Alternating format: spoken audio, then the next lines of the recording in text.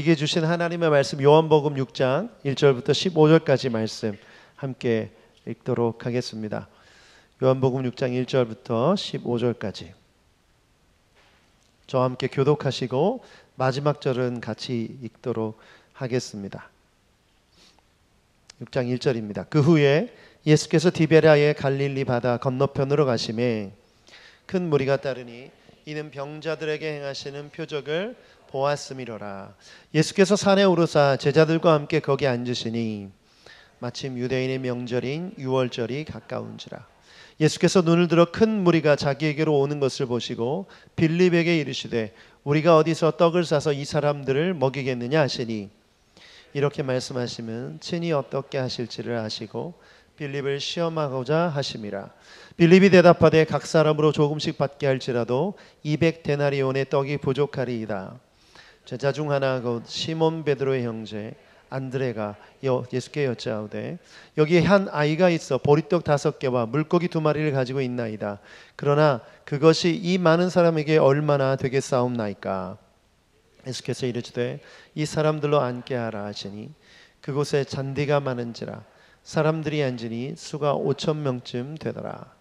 예수께서 떡을 가져 축사하신 후에 앉아 있는 자들에게 나눠주시고 물고기도 그렇게 그들의 원대로 주시니라. 그들이 배부른 후에 예수께서 제자들에게 이르되 남은 조각을 거두고 버리는 것이 없게 하라 하심으로 이에 거두니 보리떡 5개로 먹고 남은 조각이 12바구니에 찼더라. 그 사람들이 예수께서 행하신 이 표적을 보고 말하되 이는 참으로 세상에 오실 그 선지자라 하더라. 같이 읽겠습니다. 그러므로 예수께서 그들이 와서 자기를 억지로 붙들어 임금으로 사르는 줄 아시고 다시 혼자 산으로 떠나가시니라. 아멘. 요한복음 강의 19번째 시간 예수님을 따르는 사람들이라는 제목으로 요한복음 말씀을 계속 나누고 있습니다. 우리가 읽은 본문은 오병이어의 기적입니다. 이 오병이어의 기적 사건을 통해서 예수님의 기적과 우리의 태도라는 제목으로 하나님의 말씀을 나누도록 하겠습니다. 요즘 신종 용어가 하나 있는데요. SNS 스타, 유튜브 스타 이런 말 들어보셨죠? 유튜브에 영상을 올리는데 조회수가 엄청나게 많은 거예요. 텔레비전에 나오지 않지만 굉장히 인기 있는 사람들이 많습니다. 먹방으로 인기 있는 사람들, 어떤 상품을 소개해서 인기 있는 사람들이 많이 생겨나고 있고 SNS에서 팔로워가 많은 사람들 인기 스타로 부르죠. 그래서 제가 주로 페이스북이라는 SNS 쓰는데요. 제 팔로워가 제 친구가 몇 명인지 아십니까? 5,000명이 넘습니다. 굉장하지 않아요? 네. 그런데 이 많은 사람들이 다 제 친구일까요? 일단 그 페이스북에서는 친구입니다. 그런데 이 친구들이 여러 부류가 있죠. 좋아요를 눌러주는 친구, 참 좋은 친구들, 댓글도 달고 반응을 보여주는 친구들이 있는가 반면에 그냥 지나가듯이 훑어서 읽는 분들도 있고 또 제가 아는 분들도 있고 전혀 모르는 분들도 있고 5,000명이 넘는 사람이 저랑 소통하는 분들이 얼마나 되겠어요. 우리가 살면서 많은 무리들, 많은 사람들을 보게 됩니다.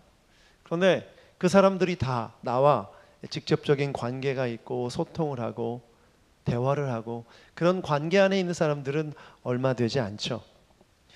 예수님 시대에 예수님 따르는 사람들이 참 많았어요. 그런데 그 사람들이 다 예수님이 기뻐하시고 원하시는 제자였는가?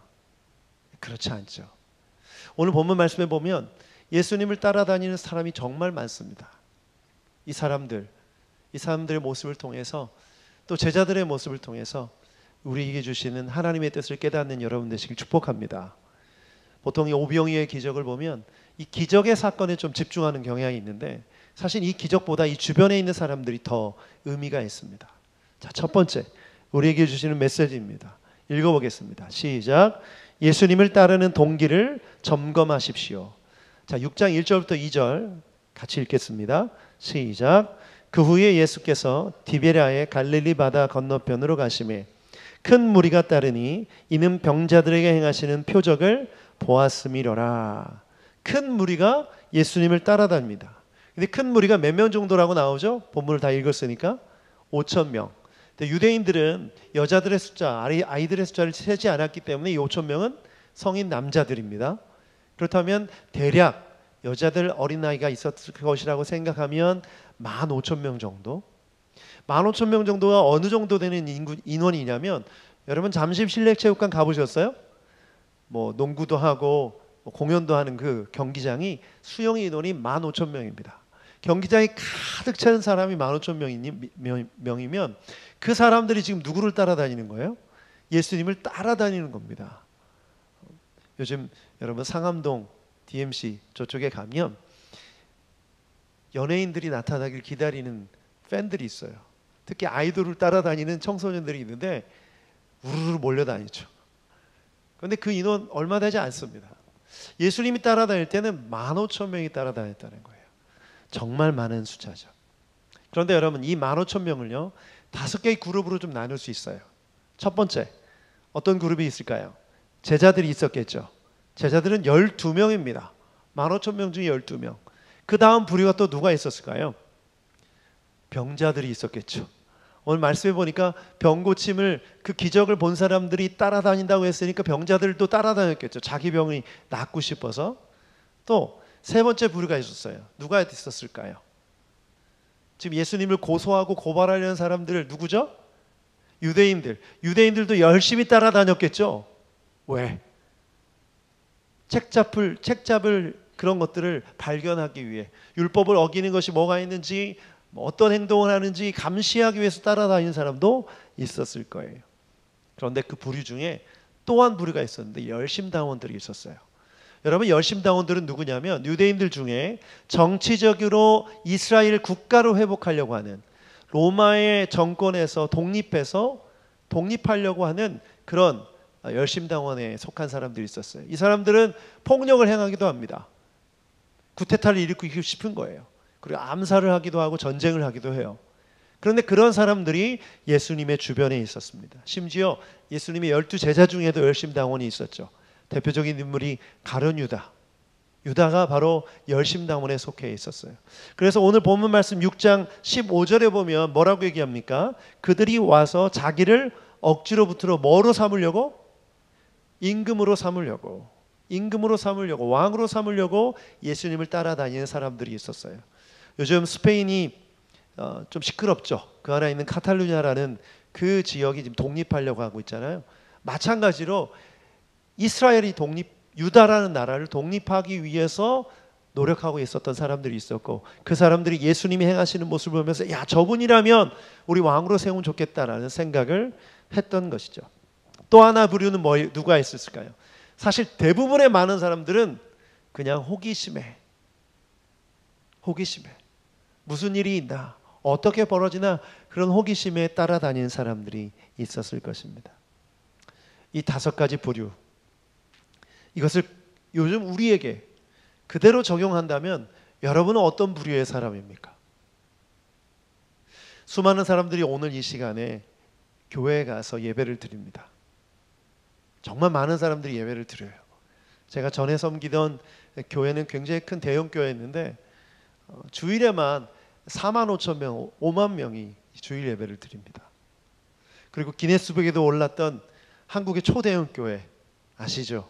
그 교회 교인이 65만 명입니다. 상상이 되세요? 정말 많은 숫자죠?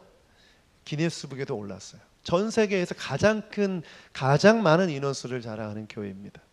그런데 그런 질문이 생겨요. 이 65만 명, 한국의 기독교인들이 많이 있는데 그들이 다 그러면 예수님을 따른다고 말할 수 있는가? 물리적으로는 따라다니는 게 맞죠. 그러나 정말 그 사람들이 예수님의 말씀대로 살아가려고 애쓰고 노력하는 제자인가? 거기에는 질문이 생깁니다. 한국교회에 수많은 사람들이 있지만 그 사람들이 정말 제자인가? 제가 생각할 땐 굉장히 소수라고 생각합니다. 왜냐하면 마가복음 8장 34절 말씀 때문에 그래요. 같이 한번 읽어보겠습니다. 시작. 무리와 제자들을 불러 이르시되 누구든지 나를 따라오려거든 자기를 부인하고 자기 십자가를 지고 나를 따를 것이니라. 여러분, 이 말씀이 제자들에게만 한 말씀이 아니에요. 누구에게 얘기했다고요? 무리와 제자들에게. 예수님을 따르는 모든 무리들에게 말씀하셨어요. 나를 따라오려거든 자기를 부인하고 자기 십자가를 지고 따를 것이냐. 그러면 이 말씀을 그대로 대입하면 예수님을 따르는 동기, 교회 다니는 동기에 내가 제자가 되려는 마음, 내 십자가와 나를 부인하고 내 십자가를 지고 따르지 않는다면 우리는 그냥 무리일 가능성이 높아요. 예수님을 믿는 동기, 그 목적이 다른 데 있는 것이죠. 오늘 우리도 마찬가지입니다. 오늘 교회에 나와서 예배드리는 동기가 무엇입니까? 일하러 오셨습니까? 아니면 관계 때문에? 모태신앙인 분들은 어렸을 때부터 그렇게 살았기 때문에 어쩔 수 없이 습관적으로 아무 생각 없이 여러 가지 다양한 이유와 목적으로 오늘 예배당에 교회에 오셨을 거예요. 그런데 우리 주님은 무리를 부르시지 않고 제자를 부르셨습니다. 자기를 부인하고 자기 십자가를 지고 따르는 사람들을 부르셨어요. 그렇기 때문에 우리가 집중하고 우리가 바라봐야 될 것은 내가 오늘 예배드리는 동기, 예수님을 믿는 동기, 교회에 나오는 동기가 뭐냐, 이것이 가장 중요합니다. 제가 교회를 개척하고 나서 나름대로 제가 생각한 이런 계획들이 있었어요. 그래도 몇 명 정도 성도가 생기고 그 성도들 생기면 그 다음 어떻게 하고 뭐 이런 생각, 자립은 언제쯤 했으면 좋겠고 이런 계획들이 있었어요. 그런데 계획대로 돼가고 있을까요? 네, 안 되고 있어요. 목회자들끼리 모이면 교인 성도가 몇 명인지부터 물어본다는 얘기 했었죠. 서로 주눅 들고 비교하고 마음이 거기서부터 상하기도 합니다. 왜 이렇게 되었을까? 정직하게 솔직하게 큰 교회, 성도들이 많이 모이고 많은 무리가 모이는 교회, 이런 교회에 대한 생각, 마음 조금이라도 없다고 말한다면 다 거짓말이죠. 저도 마찬가지입니다. 왜 그런 마음이 없겠어요? 많은 성도들이 모여서 함께 모여서 힘을 합쳐서 하나님의 역사를 이루고 주님 뜻대로 나아가면 얼마나 좋겠어요. 그런데 여러분, 예수님은 말씀 어디에도 무리를 모으라고 말씀하신 적이 없어요. 제자들을 부르셨고 그 제자는 아주 소수였고 그 소수를 통해서 하나님의 역사를 이루어 가셨습니다. 여러분, 무리와 제자의 차이점이 뭔지 아세요? 사실 12제자도 무리에 속했어요. 왜냐하면 예수님이 십자가를 돌아가실 때 다 도망갔기 때문에. 그런데 부활하신 예수님 앞에 다시 회개하고 돌아와서 성령이 오실 때까지 기다렸던 사람이 몇 명인지 아십니까? 120명이에요. 그런데 이 120명이 성령의 능력이 임하고 나니까 5,000명, 10,000명, 20,000명 계속해서 믿는 자들이 더해가기 시작합니다. 핵심은 뭐예요? 적은 수이지만 그 제자들로 하여금 하나님의 놀라운 역사가 일어나는 것이죠. 그 전에 예수님을 따랐던 제자들 중에 열심당원도 있었고 또 다른 목적과 다른 뜻이 있어서 따랐던 사람들이 진정으로 예수님을 만나고 자기를 부인하고 자기 십자가를 지고 나니까 예수 그리스도를 믿는 동기, 교회에 나오는 동기, 주님 따라가는 동기가 완전히 달라지고 그 한 사람을 통해서 놀라운 역사가, 복음이 땅끝까지 전해지는 그런 역사가 일어나는 것이죠. 오늘 주님께서 여러분에게 질문하세요. 나는 제자인가 무리인가? 나의 십자가를 지고 나를 부인하고 예수님 따르려는 마음이 없다면 우린 무리입니다. 내가 원하는 복, 내가 원하는 물질, 내가 원하는 명예, 내가 원하는 것들을 얻기 위해서 교회 다니는 거예요. 실제로 많은 교회에 그렇게 교회를 다니는 사람이 많습니다. 교회에서 명예를 얻기 원하고 교회에서 직분을 얻기 원하고 교회에서 돈을 얻기 원하고 그런 사람들 많이 봤어요. 그런데 여러분, 그런 사람들은 다 무리입니다. 무리. 여러분, 무리는 세상을 변화시킬 수 없어요. 오직 제자만이, 하나님의 뜻대로 살아가는 제자만이 이 세상을 변화시킬 수 있는 줄 믿습니다. 그렇기 때문에 오늘 우리를 점검해 봐야 돼요. 나는 무리인가 제자인가? 축복합니다. 우리 새누리교회에서 함께 예배하는 우리 모두는 예수님의 제자가 되기를 축복합니다. 두 번째, 주님께서 우리에게 주시는 메시지는 예수님은 우리를 시험하십니다. 같이 한번 읽어보겠습니다. 예수님은, 시작. 예수님은 우리를 시험하십니다. 5절부터 7절까지 말씀 같이 읽어보겠습니다. 시작. 예수께서 눈을 들어 큰 무리가 자기에게로 오는 것을 보시고 빌립에게 이르시되 우리가 어디서 떡을 싸서 이 사람들을 먹이겠느냐 하시니 이렇게 말씀하심은 친히 어떻게 하실지를 아시고 빌립을 시험하고자 하심이라. 빌립이 대답하되 각 사람으로 조금씩 받게 할지라도 200데나리온의 떡이 부족하리이다 라고 말했습니다. 자, 오늘 본문 말씀을 보면 갑자기 예수님이 빌립에게 질문을 하십니다. 어디서 떡을 싸서 이 사람을 먹이겠느냐. 그런데 이 질문을 자세히 보면 아주 구체적으로 질문하셨어요. 이 질문의 시작이 어떻게 됩니까? 어디서라고 시작돼요. 어디서 떡을 싸서 이 사람들을 먹이겠느냐. 그런데 빌립의 대답을 보십시오. 조금씩 받게 할지라도 200데나리온 떡이 부족하다. 좀 이상하지 않습니까? 예수님은 분명히 뭘 물어봤어요? 장소를 물어봤죠. 그런데 빌립은 뭘 대답합니까? 방법을 대답하고 있어요. 동문서답인 거예요. 예수님의 질문에 정확하게 빌립이 대답하고 있지 못하고 있어요. 그런데 재미있는 것은요, 빌립이 대답이 정말 놀랍습니다. 여러분, 데나리온은 로마의 은화인데 한 데나리온은 하루 한 사람 성인 남자가 일한 품삯이에요. 이 품삯을 8만 원으로 계산하면 200데나리온이니까 몇 개 얼마입니까? 1,600만 원. 1,600만 원을 15,000명이라고 그랬죠. 약 15,000명. 1,600만 원을 15,000으로 나누니까 1,000원이 나오더라고요. 근데 말씀을 보세요. 조금씩 받게 할지라도 이 15,000명의 사람들에게 1,000원 정도를 가지고 조금씩 나눠줘도 부족할 겁니다. 저는 깜짝 놀랐어요. 빌립이 정말 탁월한 사람이구나. 여러분 이런 능력 갖고 계신 분 계세요? 여기 중에? 딱 눈대중으로 15,000명을 계산할 수 있어요. 일단 한번 딱 보고, 그리고 이 사람들을 먹이려면 200데나리온 정도가 나온, 이런 정도의 실력을 가진 사람이라면 뽑아야죠. 회사에서도 뽑아야죠. 필요하지 않습니까? 이런 인재? 너무너무 필요하죠. 이런 사람들. 우리 교회도 이런 사람이 필요합니다.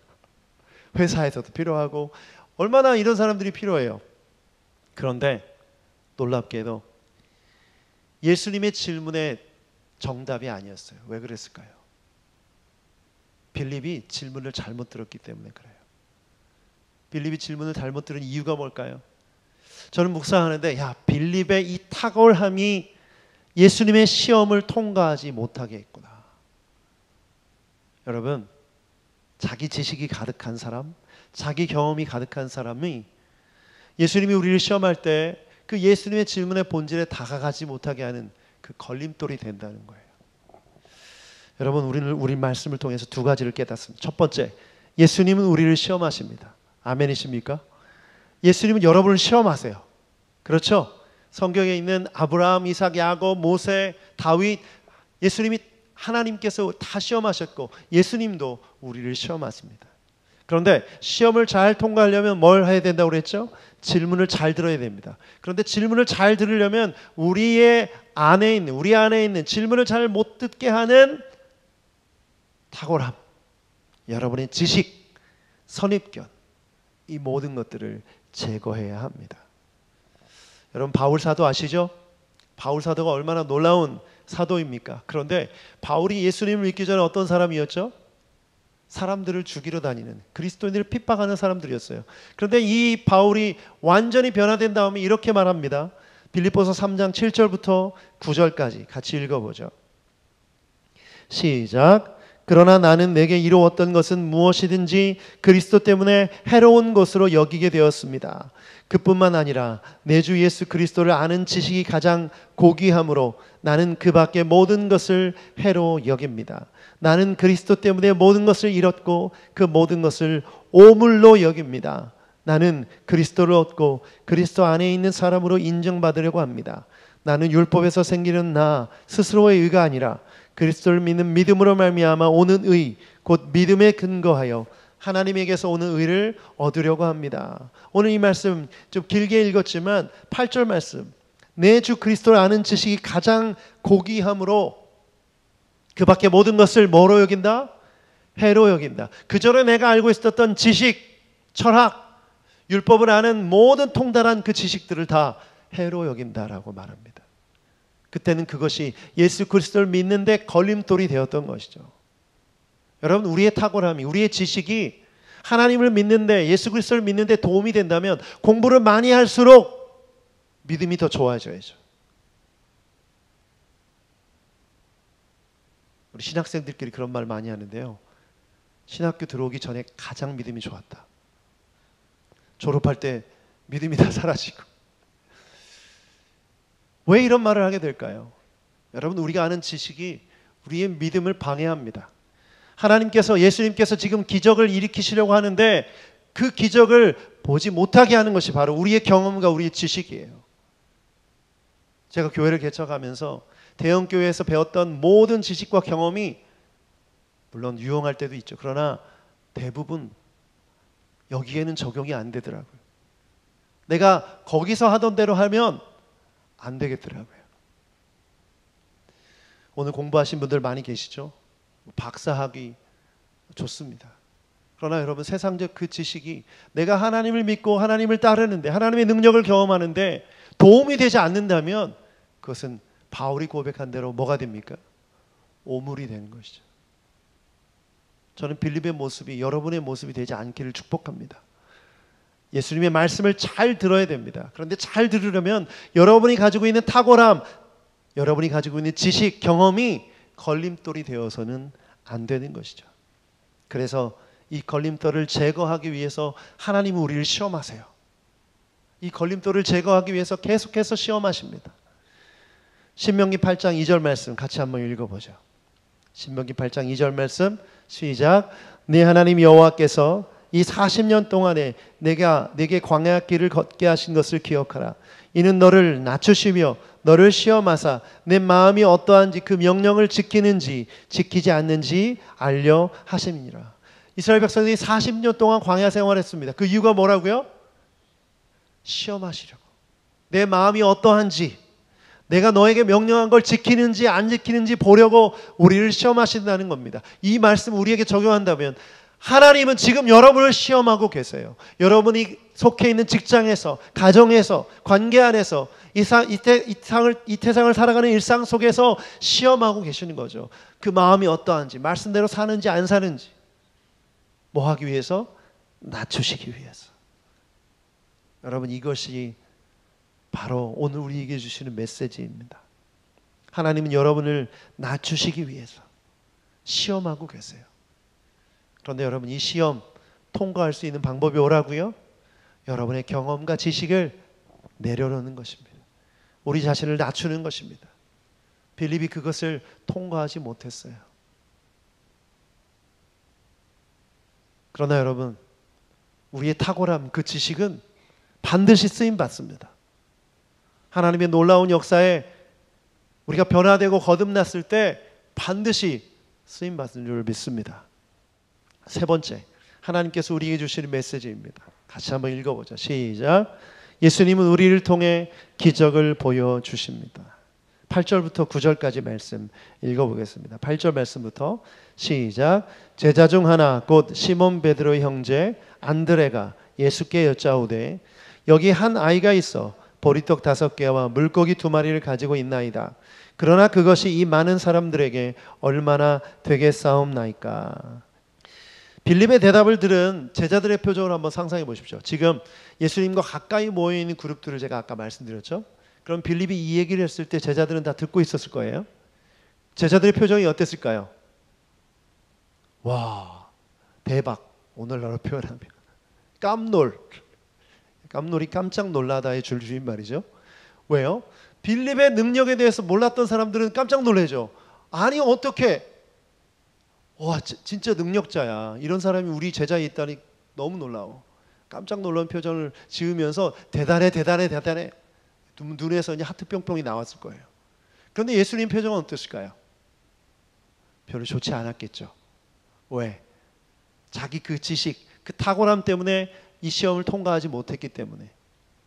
그런데 반대로 안드레가 한 아이가 갖고 있던 그 도시락을 가리키면서 보리떡 5개와 물고기 2마리를 가리키면서 이게 있다라고 얘기합니다. 그러면서 이렇게 말해요. 이것이 무슨 도움이 되겠습니까? 많은 사람에게 얼마나 되겠사옵나이까? 이렇게 말해요. 근데 이 말을 할 때 안드레를 향해서 제자들의 표정이 어땠을까요? 썩소를 날리면서 제가 지금 생각이 있는 거야 없는 거야? 빌립처럼 이런 대답을 하지 못할 정도지언정 그 보이는 그거 보여주면서 그걸로 누구 코에 붙이라고 아마 속으로 안드레를 뭐라고 나무랬을 거예요. 그런데 반대로 예수님의 표정은 어땠을까요? 저처럼 웃고 있었겠죠.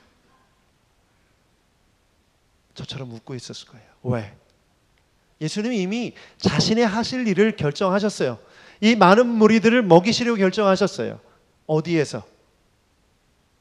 아까 장소에 대한 질문이라고 말씀드렸죠. 어디에서? 이 들판에서, 여기에서. 다른 데서 구해오는 것이 아니라 여기에서 그들을 먹이시려고 결정하셨어요. 그런데 이 기적을 일으키실 때 바로 기적의 재료가 되는 그 재료가 필요했던 것이고 안드레는 그 재료가 있음을 예수님께 말씀드렸던 겁니다. 중요한 메시지가 바로 이거예요. 예수님은 기적의 하나님이신 줄 믿습니다. 그런데 그 기적은 우리가 있는 그 장소에서 일어나는 줄 믿습니다. 그리고 그 기적은 우리가 갖고 있는 작은 것을 통해서 이루어지는 줄 믿습니다. 예수님이 기적을 베푸실 때 엄청난 재료로 하지 않으셨어요. 물로 포도주를 만들 때 물이라는 재료, 어디서나 볼 수 있고 마실 수 있는 그 물로 포도주를 만드신 것처럼 우리에게 우리 일상에 있는 그것을 통해서 놀라운 기적을 보여주시는 줄 믿습니다. 하나님은, 예수님은 초자연적인 능력을 가진 분이에요. 그런데 그 기적을 바로 우리의 일상에 있는 재료를 통해서 드러내 보여주신다는 것입니다. 제가 이 말씀을 묵상하는데 제 마음 가운데 감동이 되더라고요. 너무 감동이 돼서 눈물이 찔끔 나오더라고요. 그동안 제가 빌립과 같은 사람이었던 거예요. 자꾸 어떻게라는 생각만 하고 있었어요. 교회를 개척해서 1년이 돼가는데 어떻게 해야 되지? 어떻게 설교를 해야 되지? 어떻게 기도를 해야 되지? 어떻게 행사를 기획해야 되지? 어떻게 해야 되지? 어떻게 정작 제가 주목해야 될 것은 예수님이 질문하신 질문처럼 여기서 오병이어와 같은 작은 것, 내가 가지고 있는 것, 그것이 중요한데 주님이 내게 주신 그 작은 것이 뭔지도 모르고 어디서 일어나야 되는지도 모르고 그런 기적은 저 큰 교회에서만, 그런 기적은 남의 얘기처럼, 그런 교회처럼, 그런 무리를 모은 사람처럼 되고 싶어하는 이 제 마음을 깨닫게 됐어요. 예수님의 말씀을 제대로 듣고 있지 못하구나. 내가 말씀을 전하는 자리에 있다고 하면서 어떻게라는 단어에만 집중한 채 하나님의 기적의 재료가 되는 나에게 주신 것을 보고 있지 못하구나. 이 사실을 깨닫게 되었어요. 오늘 이 시대를 살아간 여러분, 이 어떻게라는 질문 때문에 괴롭지 않으세요? 제가 알고 있는 성도님 중에 밤에 일하시는 분들 계세요. 정말 힘들죠. 쉽지 않은 일입니다.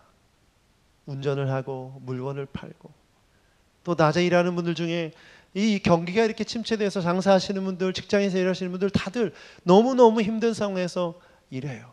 늘 우리 마음 가운데 어떻게 살아야 되지? 어떻게 살아야 잘 사는 거지? 예수님 믿지 않고 교회 다니지 않는 사람 저렇게 잘 사는데 저렇게 사는 것, 저렇게 우리도 살아야 되는 게 아닌가? 그런 생각이 들고,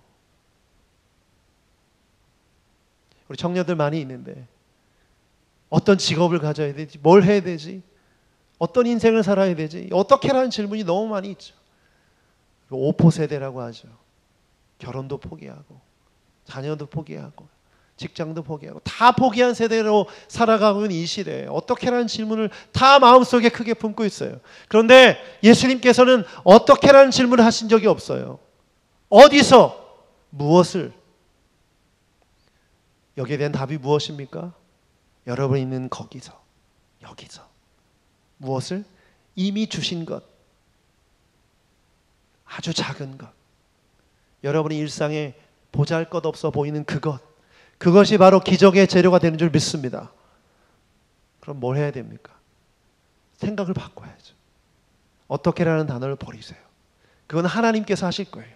하나님은 여러분을 향해 놀라운 계획을 갖고 계시는 줄 믿습니다.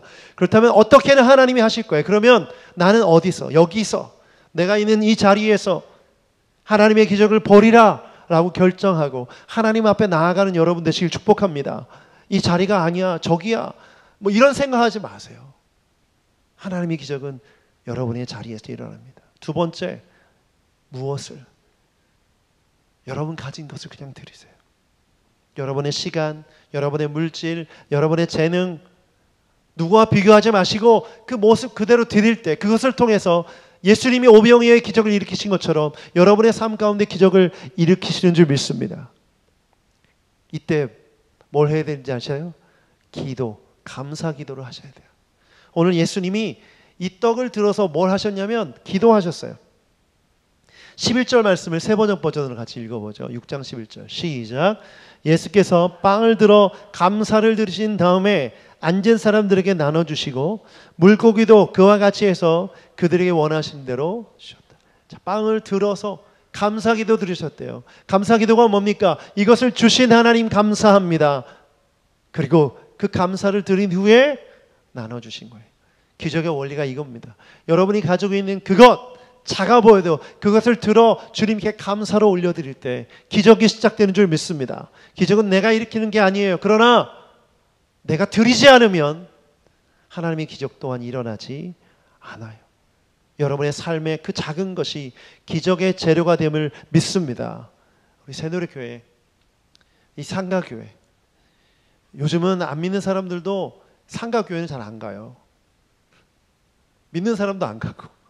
그런데 부족해 보이고 작아 보이지만 우리가 이미 얻고 있는 하나님께서 우리에게 주신 것 너무나 감사하더라고요. 이것을 그대로 올려드리는 거죠. 여러분의 삶도 마찬가지고 우리 교회도 마찬가지입니다. 이것을 올려드릴 때 하나님께서 기적을 보여주실 줄 믿습니다. 이제 1년이 되었어요. 앞으로 또 1년이 되고 2년이 되고 계속해서 나아갈 텐데 저는 우리 교회에게 부어주신 기적이 이미 많다고 생각해요.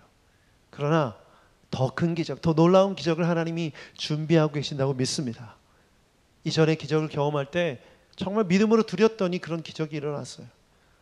여러분 1년 전에 사진 보니까 여기 아무것도 없었어요. 여러분 이게 일어나는 과정, 채워지는 과정을 다 설명드리면 여러분 다 지금 한 시간이 다 모자라요. 그런데 믿는 건 그거예요. 앞으로도 이런 기적이 계속 일어날 수 있는 줄 믿습니다. 어떨 때? 바로 여기에서 내 작은 것을 드릴 때. 시편 40편 5절 말씀, 이 말씀 같이 읽겠습니다. 시작. 여호와 나의 하나님이여 주께서 행하신 기적이 많고 우리를 향하신 주의 생각도 많아 누구와 주와 견질 수 없나이다. 내가 널리 알려 말하고자 하니 너무 많아 그 수를 셀 수 없나이다. 이 말씀 읽으면서 저는 제 마음속에 질투가 생기더라고요. 지금 시편 기자가 뭘 고백하고 있습니까? 주께서 행하신 기적이 많고 우리를 향한 생각도 많아 누구와 견질 수 없나이다. 아멘. 하나님이 여러분을 향한 계획, 생각이 많으신 줄 믿습니다. 그 생각에 따라 기적 또한 베풀어 주실 줄 믿습니다. 그런데 뒷부분에 보니까 내가 널리 알려 말하고자 하나 너무 많아 그 수를 셀 수도 없나이다. 여러분 이 고백이 여러분의 고백이 되길 축복합니다. 목사님, 내가 기적을 간증하고 싶은데 너무 많아서 시간이 모자랍니다. 뭘부터 말해야 될지 모르겠어요. 여러분 이런 고백이 여러분의 입술에 있길 축복합니다. 저는 이렇게 말하고 싶어요. 저도 이렇게 말하고 싶어요. 우리 새노래교회 성도들이 다 이런 말 했으면 좋겠어요. 하나님 내게 베풀어 주신 기적이 너무 많아서 내가 뭘부터 말해야 될지 모르겠습니다. 여러분 10년 전, 20년 전 그 기적 가지고 먹고 살려고 하지 마세요. 그 단물은 이미 다 빠졌어요. 하나님은 지금도 살아계신 하나님인 줄 믿습니다. 지금 하나님과 동행하며 그분의 역사를 경험하지 못한다면 살아있는 신앙이 아니에요. 하나님은 살아계신데 여러분의 믿음이 죽어있다면 여러분에게 주신 것을 기적의 재료로 드리지 않는다면 단언컨대 아무 일도 일어나지 않습니다. 오늘 여러분의 작은 것 주님 앞에 드리는 여러분 되시길 축복합니다.